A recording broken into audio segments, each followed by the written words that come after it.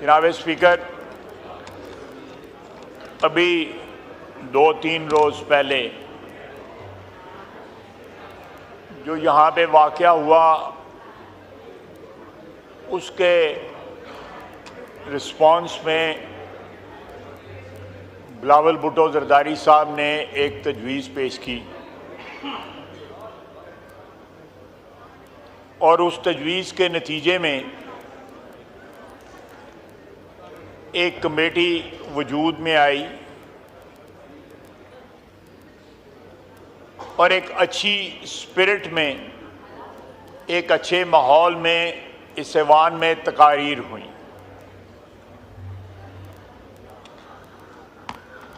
उस कमेटी के पहले इजलास में मैंने भी शिरकत की।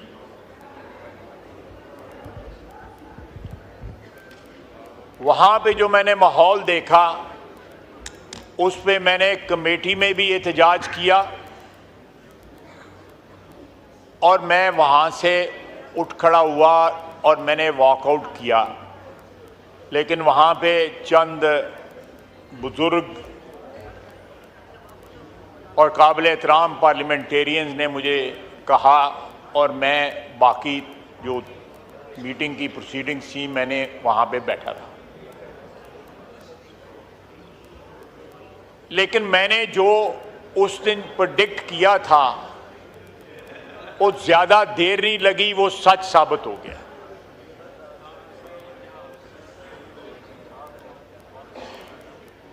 ये जो आज ट्वीट आया है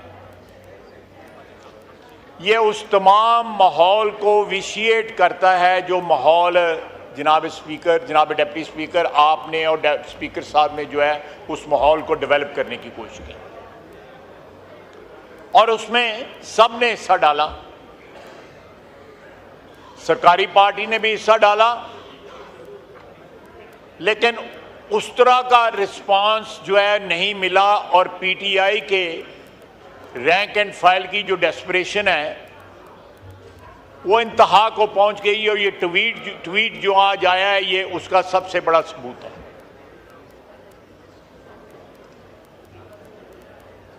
जनाब वाला, बार बार सीएम केपी का नाम लिया जा रहा है। मैं फिर अपने इस साइड के कुलीस के साथ मैं फिर इनको रिक्वेस्ट करूंगा कि वो वहां जबरदस्ती नहीं गए हुए थे, वो 7-8 घंटे अपनी मर्जी से रहे हैं और मर्जी से उठ के आए हैं। बानी पीटीआई उनको अपने हाथ में रखना चाहते हैं क्योंकि उनको पता है कि उनके राब्ते हैं।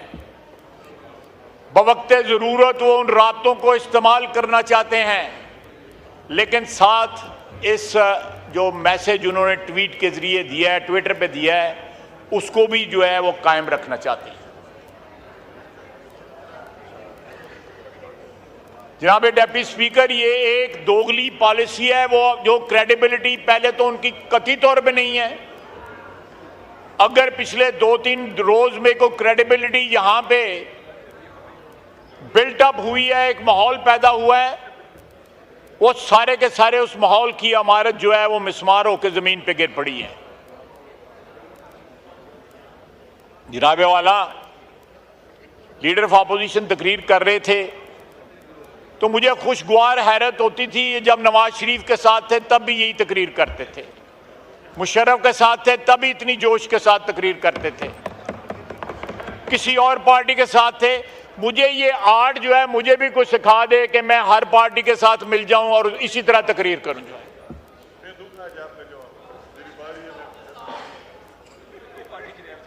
जनाब वाला, ये कमेटी जो है, मैं दुख के साथ कह रहा हूं, इसका कोई जवाब अब बाकी नहीं रहता। जो अब माहौल जो है इस हाउस में क्रिएट हो गया हुआ है और उसका जिम्मेवार जो है वो वाहिद शख्स है, वो बानी पीटीआई और ऑब्वियसली उसके फॉलोअर्स भी। जनाब वाला, जो याया खान का रेफरेंस देने वाला याया खान को आर्मी चीफ किसने बनाया था? अयूब खान ने बनाया था। उस जुर्म में वो भी शरीक थे कि एक ऐसे शख्स को आर्मी चीफ बनाया गया जिसने मुल्क तोड़ दिया। अगर उसकी मिसाल दी जाती है तो फिर उसकी मिसाल जो है वो जो है सादिक आती है। अयूब खान फील्ड मार्शल तो मैं नहीं कहूँगा, फील्ड मार्शल तो खुद बने थे, कमांडर इन चीफ जो थे उस वक्त आर्मी के, उन पे भी सादिक आती है। अल्लाह के फजल से ये मुल्क डिसइंटेग्रेट नहीं होगा, लेकिन इमरान खान जो खैबर पख्तूनख्वा में जो चीज़ जिस आग को जलाने की कोशिश कर रहा है या उसको भड़का रहा है, वो जरूर बीज बोए जा रहे हैं कि एक जो है ऑप्शन इन लोगों के पास रहे कि कल जो है केपी में जाके खुदा न खासा ये अलहदगी की तारीख न चलाएं। और सारी जबान जो है उस दिन जलसे में जो बोली गई वो सारी की सारी एक अलहदगी पसंदों की जबान थी। अगर आप तारीख के झरोकों में जरा झांकें तो जिन लोगों ने भी इस मुल्क के हिस्से बखरे करने की बात की वो भी इतनी तल्ख ज़बान नहीं इस्तेमाल करते थे। आपने एक साथ वाले सूबे पंजाब के ऊपर जिसमें अल्लाह के फजल से सारी कौमियतें बसती हैं, पंजाब ने अल्लाह के फजल से सारी कौमियतों को वेलकम किया है। यहां पे अल्लाह के फजल से कोई गैर महफूज नहीं है। इसी तरह सिंध है, कराची है, खैबर पख्तूनख्वा है, बलूचिस्तान में वाक़यात होते हैं, लेकिन आप कोई सूबा जो है ये नहीं कहता कि हम लश्कर लेके जो है आप पे अब हमलावर होंगे। आपने जो मीडिया वाली बात जो थी उस पर अपोलोजाइज कर लिया क्योंकि मीडिया की आपको जरूरत है। ये जो साहिबान ख्वातीन और हज़रात जो बैठे हुए प्रेस गैलरी, इनकी आपको जरूरत है कि आपका नैरेटिव चाहे जितना भी ज्यादा एंटी पाकिस्तान हो उसको किसी ना किसी तरह जो है आगे बढ़ावा मिल सके। इसलिए आपने बाकी जो उस दिन चीफ मिनिस्टर केपी ने जो कुछ कहा, किसी बात पे पशेमानी या पछतावा या उसको बैक ट्रैक नहीं किया गया। वो पाकिस्तान की वादत के खिलाफ था। जनाब वाला, ये हमने जब पीटीआई हुक्मरानी कर रही थी तो मौजूदा आर्मी चीफ उस वक्त डीजीआईएसआई रहे, उनको हटाया गया। बिलावल भुट्टो साहब ने सही कहा कि उन्होंने विसल ब्लो गई कि जनाब वाला आपकी वजीर आजम साहब आपके घर में आपकी क्या कहते हैं सरपरस्ती में करप्शन हो रही है। करप्शन के सबूत दिए और बाद में वो करप्शन जो है सामने भी आई कि क्या क्या गुल खुलाते रहे। अगर कोई करप्शन के सबूत दे तो उसके ऊपर इल्जाम लगाते हैं। आपने यहां पे हम राइट ये रिजर्व करते हैं कि उस रात को जिस रात इन्होंने असेंबली जो है डिसॉल्व की उसके खिलाफ सुप्रीम कोर्ट का फैसला आया, हम ये राइट रिजर्व करते हैं कि हम उसके ऊपर जो है जुडिशरी को के सामने जाएं, ये मामला वहां पे एजिटेट करें कि उस दिन आइन तोड़ा गया था, आर्टिकल 6 की जो है खिलाफ वर्जी हुई थी। इससे बड़ा कोई सबूत नहीं है कि आइन तोड़ा गया और हमारे आइन तोड़ने की जो बुनियाद थी, जो हमारा जो एजिटेट जो हमने किया, सुप्रीम कोर्ट ने उसके ऊपर मोहर जब्त की। ये जो 2 दिन का जो है ट्रूस जो था वो हवा में तहलील हो गया है। इन लोगों की ना आंख बतंगेशी की नजर हो गया है। मैंने जो परसों कहा उस मीटिंग के अंदर दुरुस्त कहा कि वो कमेटी जो है किसी की ग्रीवियंस कमेटी नहीं है, वो इस हाउस की कम से कम इज्जत बहाल करने के लिए एहतराम बहाल करने के लिए, इसको चलाने के लिए वो कमेटी बनाई गई थी। मेरा वहां पे वॉकआउट जो है वो सच साबित हुआ। आप बताएं, ये जो ट्वीट किया है बानी पीटीआई ने, उसके बाद कोई शक रहता है, लेकिन अभी भी डबल गेम हो रही है। और डबल गेम जो है वो अली अमीन गंडापुर साहब के जरिए हो रही है। मुझे बताएं कि अगर एस्टेब्लिशमेंट के मुताल्लिक उनके ये ख्यालात हैं तो पिछले 1.5 साल से हमसे बात नहीं करते, बार बार कहते हैं एस्टेब्लिशमेंट जो है उनसे बात करूंगा। किबला उनका जो है वो पिंडी है, GHQ है। सियासी किबला तो ये होना चाहिए, ये हाउस होना चाहिए, ये पार्लियामेंट होनी चाहिए, ये कौमी असेंबली होनी चाहिए। अगर ये बातें जो आज उन्होंने ट्वीट में दर्ज की हैं, लिखी हैं, तो जनाब डिप्टी स्पीकर फिर एस्टैब्लिशमेंट से क्यों बात करना चाहते हैं? जनरल आसम मुनीर साहब एस्टैब्लिशमेंट के हेड हैं, उनके पांव गिरना चाहते हैं, फिर साथ ट्वीट भी करते हैं। सर, पाकिस्तान की सियासत में बड़ी बड़ी 2 नंबरी हुई है, इससे बड़ी 2 नंबरी कोई नहीं हुई। बड़ी बड़ी 2 नंबरी हुई है। मैं नहीं कहता कि पाकिस्तान की सियासत पाक साफ थी या पवित्र थी, हम लोगों से बेशुमार गलतियां हुई हैं। काजी फैज ईसा को इन्होंने निशाना बनाया। जनरल फैज साहब जो अंदर पता नहीं वो बानी पीटीआई के मतलब कैसे गाने गा रहे हैं।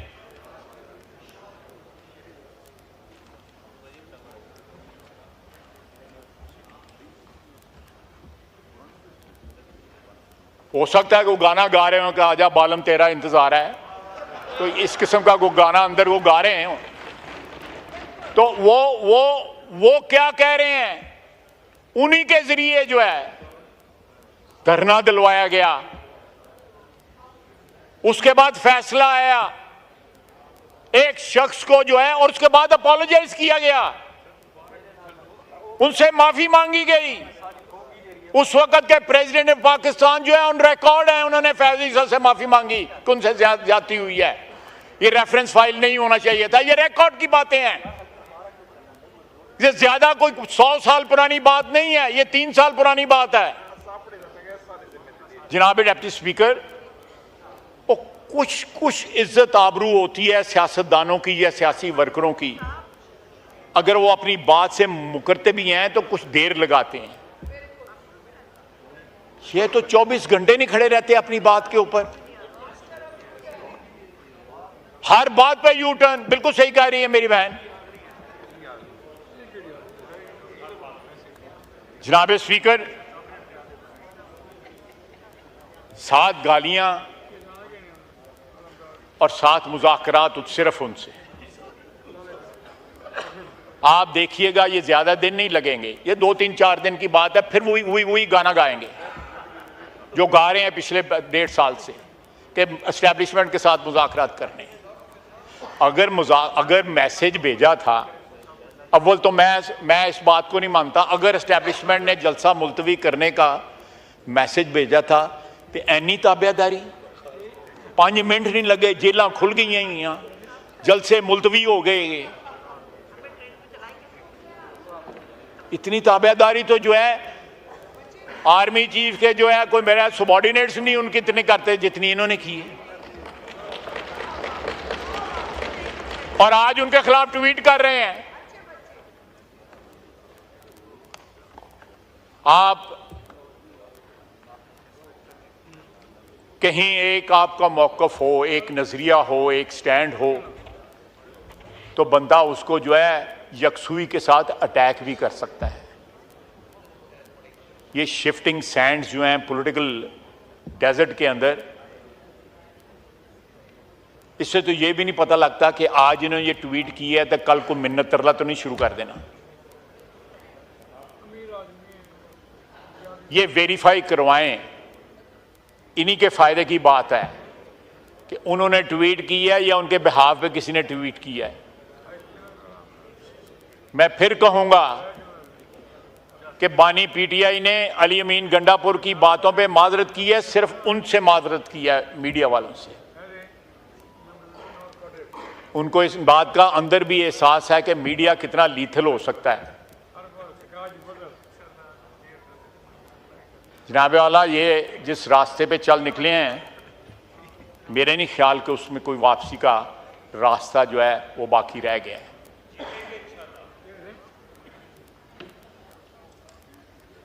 ख्वाहिशों पे तो कोई पाबंदी नहीं है, जो मर्जी के।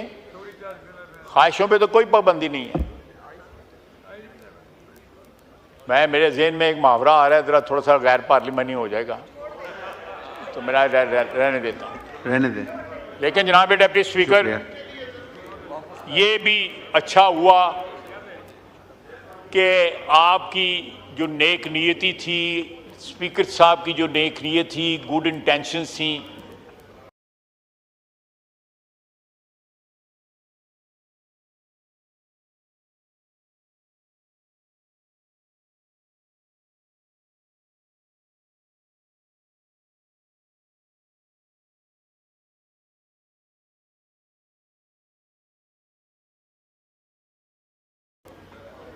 हमारे साथ क्या हुआ इस हाउस में उस वक्त स्पीकर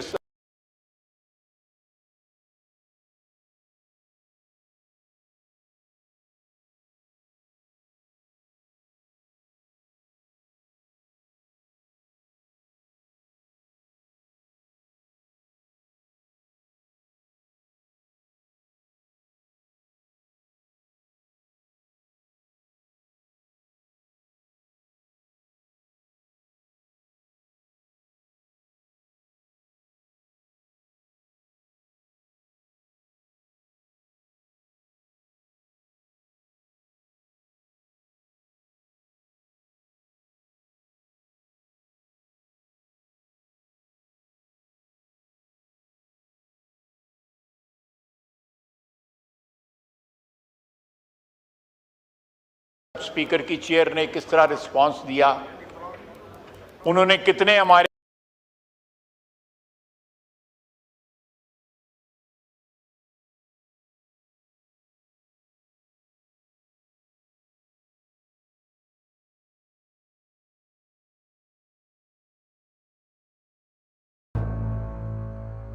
ग्रीवेंसेस हाउस की जो दरो दीवार उसकी गवाही देती हैं, लेकिन